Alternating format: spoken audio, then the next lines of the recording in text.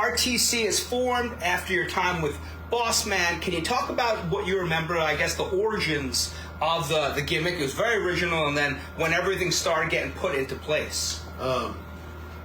They broke me off from Ray, and were using me as a singles. They got a big win over Chris Jericho.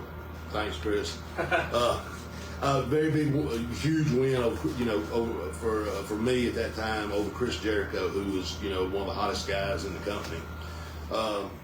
And we were in Albany, New York, and Stevie Richards and myself, like I said, we'd become friends, and he came to me and said that's what they were going to do, and they were putting us together, and he laid it all out for me, and I thought it was a great idea. If they gave it an honest chance, which they did, and then.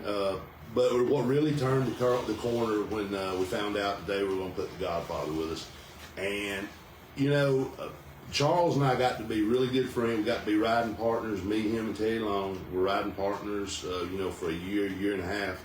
So we got to be really good friends. But at that point, we were friends, but we didn't know each other that well. But I knew him well enough to know that he wasn't going to be happy about it. Mm-hmm. And, people have to understand that The Godfather was at least in the top 5 of merchandise sales at that time. Well, you're talking about Rocky, Austin, Chris, some of those. He was in that group, so he lost a lot of money. Yeah.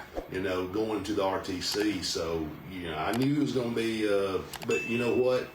He did it. He did it with. I don't know if he did it with a smile, but you never knew that he didn't want to be there.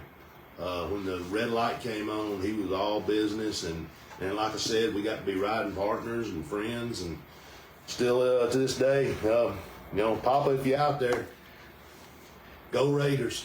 We were just with them last week in Montreal. Yeah. So shout out to Papa Bear.